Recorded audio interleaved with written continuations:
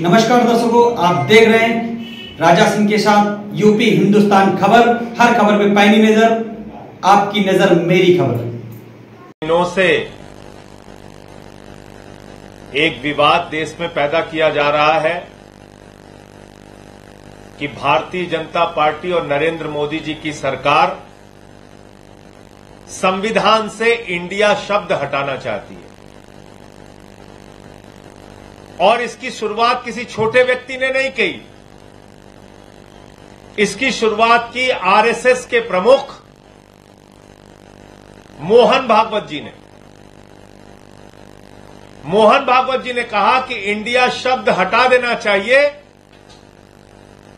और हम अब सिर्फ भारत का इस्तेमाल करेंगे। उसके बाद मोदी सरकार की ओर से यह खबर प्रायोजित की जा रही है कि संविधान से ही इंडिया शब्द गायब कर दिया जाएगा। मैं नरेंद्र मोदी जी को, आरएसएस के लोगों को, भारतीय जनता पार्टी के लोगों को यह कहना चाहता हूं, बाबा साहब डॉक्टर भीमराव अंबेडकर से इतनी नफरत क्यों करते हो? बाबा साहब डॉक्टर भीमराव अंबेडकर के प्रति इतनी नफरत तुम्हारे मन में क्यों है?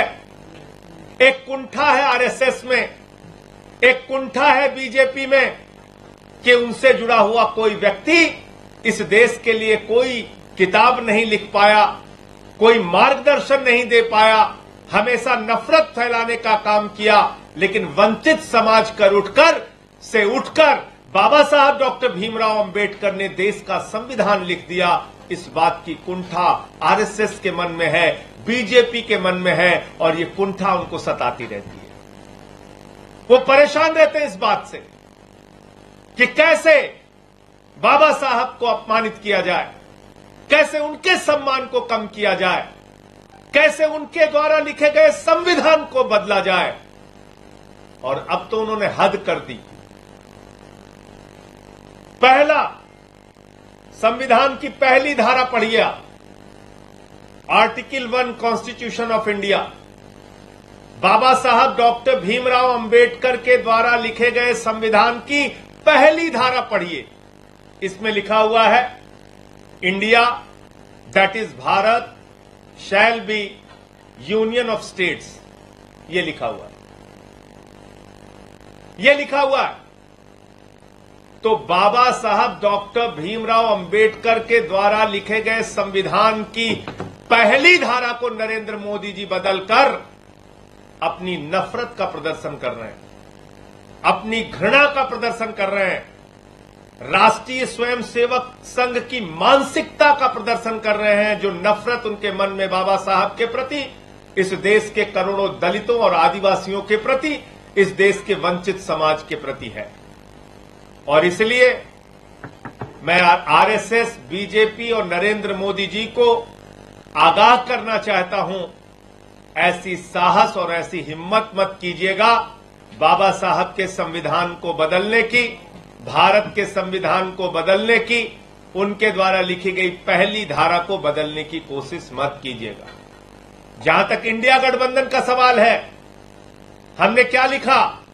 जुड़ेगा भारत, जीतेगा इंडिया। इसके बाद से इतना परेशान है मोदी जी, इतना घबराए हुए हैं, इतनी घबराहट उनको सता रही है दिन रात कि वो कह रहे हैं कि हम बाबा साहब का भी अपमान करेंगे और इंडिया शब्द ही संविधान से हटा देंगे। और ये बात अपने आप में कितनी खतरनाक है। आईआईटी, इंडियन आईआईएम में इंडिया, इसरो में इंडिया, एम्स में इंडिया, कहां कहां से इंडिया हटाओगे? और मैं तो सोच रहा हूं कि भारत की सरकार, नरेंद्र मोदी जी, इस देश के ऊपर तीसरी नोटबंदी लागू कर देगी। क्योंकि मैंने ये नोट देखी, ये 100 रुपए की नोट, इसमें क्या लिखा हुआ है? Reserve bank of India. इसमें लिखा हुआ है रिजर्व बैंक ऑफ इंडिया। अब इसमें अगर लिख दिया जाएगा रिजर्व बैंक ऑफ भारत, तो नोट तो चलेगी नहीं। तो पूरे देश में नोटबंदी लागू करने जा रहे हैं Modi ji. Reserve bank of India के नीचे क्या लिखा हुआ है? रिजर्व बैंक ऑफ इंडिया के नीचे लिखा हुआ है guaranteed by central government. Central government भी लिखा हुआ है और रिजर्व बैंक ऑफ इंडिया भी लिखा हुआ है। मोदी जी, क्या आप इस देश में तीसरी नोटबंदी लागू करना चाह रहे हैं? जो लोग अपने घरों में पैसा लेके, जिनके पास पैसा है 100 की, 500 की, 200 की नोट है, वो लाइन में फिर खड़े होंगे पूरा देश, क्योंकि आप इस नोट से भी इंडिया हटा देंगे। पहले कहेंगे सब लोग नोट जमा करो। ये कैसी मानसिकता है आपकी? क्या करना चाहते हैं? आपसे कुछ होता तो है नहीं। 2 करोड़ रोजगार देना है नौजवानों को, नहीं होता आपसे। किसानों का फसल का दाम दोगुना करना है, नहीं होता आपसे। महंगाई कम करनी है, डीजल का, पेट्रोल का, सरसों के तेल का, गैस के सिलेंडर का, किडनी का, कैंसर का, टीबी की, हार्ट की दवा का, सबका दाम बढ़ाते जाते हो। कहा था 2022 15 अगस्त तक सबको पक्का मकान दे दोगे, वो भी नहीं होता। 15 लाख हर खाते में दे दोगे, वो भी नहीं होता आपसे।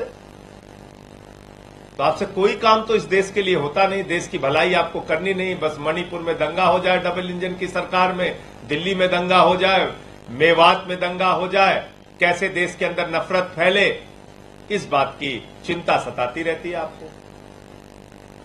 तो इसलिए ये जो एक कोशिश है, एक नापाक इरादा जो मोदी सरकार का है, इसका हम लोग विरोध करेंगे और बाबा साहब डॉक्टर भीमराव अंबेडकर जी का अपमान, भारत के संविधान का अपमान, इस देश की जनता, इस देश के करोड़ों दलित, आदिवासी, वंचित समाज के लोग और जिनकी आस्था बाबा साहब में है, वो कतई इस बात को बर्दाश्त नहीं करेंगे। दूसरा, एक वीडियो कल से बड़ी चर्चा में आया है।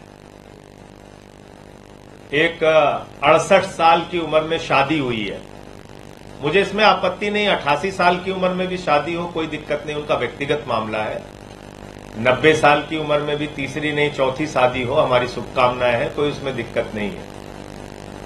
लेकिन वो व्यक्ति कौन है और उसका रिश्ता भारत की सरकार से क्या है, यह बहुत महत्वपूर्ण बात है।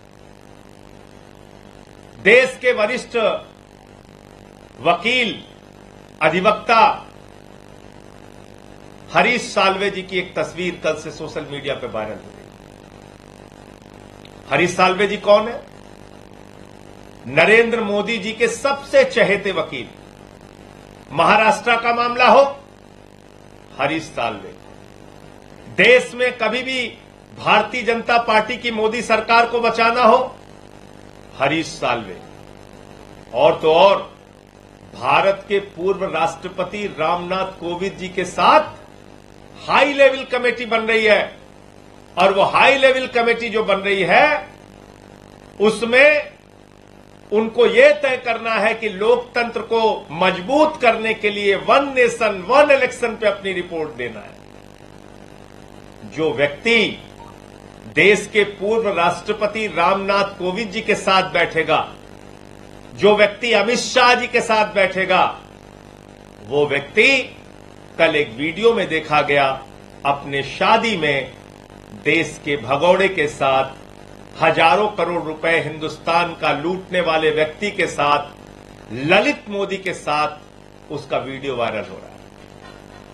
और दूसरा, एक और व्यक्ति जिसके खिलाफ ईडी की कार्रवाई चली है, मोइन कुरैशी, उसके साथ भी उसकी फोटो, तस्वीर और वीडियो दिख रही है। मोदी जी, आपको तो ललित मोदी मिलता नहीं, आपको ललित मोदी नहीं मिलता। आपकी तेज तर्रार ईडी, उसको ललित मोदी नहीं मिलता। आपके सीबीआई को, आपकी जांच एजेंसियों को ललित मोदी नहीं मिल रहा है। लेकिन उसकी तस्वीर कभी सुष्मिता सेन के साथ आती है, कभी आपके सबसे चहेते और प्रिय वकील हरीश साल्वे के साथ आती है। ये मसला क्या है, ये माजरा क्या है, इसके पीछे की कहानी क्या है? क्या आपने संरक्षण दे रखा है? क्या आपके कहने पर हरीश साल्वे ललित मोदी को बचाने के लिए काम कर रहा है? मैं तो कहता हूं कि भारत के अंदर अगर हरीश साल्वे आए तो ईडी को उनसे पूछताछ करनी चाहिए। क्योंकि किसी भी अपराधी को बचाना अपने आप में एक गुनाह है। किसी भी अपराधी को संरक्षण देना अपने आप में गुनाह है। हरीश साल्वे ललित मोदी को कैसे बचा रहे हैं, उनके साथ क्या रिश्ते हैं, कैसे वो अपने कार्यक्रम में उनको आमंत्रित करते हैं हजारों करोड़ रुपए के लुटेरे और भगोड़े को, इसके बारे में ईडी को हरीश साल्वे से पूछताछ करनी चाहिए। अब वो पूछताछ कैसे करेंगे? अगर ऊपर के आका मोदी जी नहीं कहेंगे तो पूछताछ तो होगी नहीं, कार्रवाई होगी नहीं। तो इसीलिए मैं कहता हूं कि एक्सटॉर्शन डिपार्टमेंट जो है इसको बंद कर देना चाहिए। इसकी कोई आवश्यकता नहीं है। यह सिर्फ विधायकों की तोड़फोड़ के लिए एक संस्था बची हुई है और इसके अतिरिक्त ईडी का कोई मकसद नहीं है। इनकी जांच एजेंसियों का, मोदी जी की जांच एजेंसियों का कोई मतलब और मकसद नहीं बचा हुआ है। और कल का जो वीडियो सामने आया है वो भारत की व्यवस्था पे, भारत की जांच एजेंसियों पे, नरेंद्र मोदी जी के ऊपर एक जोरदार तमाचा है। और मैं तो ये कह रहा हूं कि अपने चक्कर में, अपने राजनीतिक एजेंडा की पूर्ति के लिए कम से कम भारत के पूर्व राष्ट्रपति रामनाथ कोविंद जी को अपमानित मत करो। मोदी उनको जब सम्मान देना था, प्रभु श्री राम के मंदिर का शिलान्यास हो रहा था, तो जो एक घृणित मानसिकता है बीजेपी और आरएसएस के मन में, वहां पे भागवत जी जाते हैं, वहां पे योगी आदित्यनाथ जाते हैं, योगी आदित्यनाथ के साथ उत्तर प्रदेश की राज्यपाल जाती हैं, लेकिन भारत के प्रधानमंत्री जाते हैं तो भारत के तत्कालीन राष्ट्रपति, क्योंकि वो दलित समाज से आते हैं, रामनाथ कोविंद जी, उनको नहीं बुलाया गया अयोध्या के प्रभु श्री राम मंदिर के शिलान्यास में। लेकिन जब उनको बदनाम करना है, उनको फंसाना है, उनको एक विवादित विषय में लाना है, तो आप रामनाथ कोविंद जी को वन नेशन वन इलेक्शन की कमेटी में डाल रहे हैं। और तर्क भी इतने हास्यास्पद देते हैं, मजाकिया, कि उस पर भी हंसी आती है। कहते पैसा बचेगा, पैसा बचेगा। अरे भाई, पैसा कैसे बचेगा जरा मुझे बताओ। पूरे देश का चुनाव एक साथ कराओगे तो क्या विधानसभा के चुनाव के लिए ईवीएम की मशीन का प्रचार का इस्तेमाल नहीं करोगे? क्या लोकसभा के चुनाव के लिए ईवीएम की मशीन का प्रचार का इस्तेमाल नहीं करोगे? पूरे देश का चुनाव एक साथ भी कराओगे तब भी तो पैसे का खर्च होगा। दूसरी बात, आप क्या करना चाहते हैं? अगर मान लीजिए लोकसभा 5 साल के लिए बनी, लेकिन 2 साल के अंदर सरकार गिर गई, तो वन नेशन वन इलेक्शन का सपना चकना शुरू हो जाएगा। अगर राज्य की विधानसभा का चुनाव 5 साल के लिए हुआ और 2 साल 3 साल में फिर सरकार गिर गई, तो फिर वन नेशन वन इलेक्शन का फॉर्मूला बेकार हो जाएगा। और वन नेशन वन इलेक्शन के पीछे जो एक बड़ा खतरा है, जिसकी ओर इशारा किया आदरणीय केजरीवाल जी ने कल, कि भाई अगर 5 साल में ही एक बार चुनाव होगा तो अभी तो कम से कम राज्यों के चुनाव रहते हैं तो कुछ डर रहता है। जैसे मान लीजिए अभी 3 राज्यों के चुनाव थे, 5 राज्यों के, तेलंगाना के, मिजोरम के, छत्तीसगढ़ के, मध्य प्रदेश के, राजस्थान के, तो मोदी जी ने कहा कि 5 राज्यों के चुनाव है, 200 रुपए सिलेंडर कम कर दो। थोड़ा कहीं और किसी राज्य का चुनाव होता है, कभी पेट्रोल का दाम कम कर देते हैं, कभी डीजल का दाम कम कर देते हैं, दिखाने के लिए ही सही। अब 5 साल में एक बार जब चुनाव होगा तो कल केजरीवाल जी ने जो बात कही वो बिल्कुल सच है और इसको जरा गंभीरता से सोच के देखिएगा। अगर 5,000 रुपए का सिलेंडर कर देते हैं तो सरकार तो अब 5 साल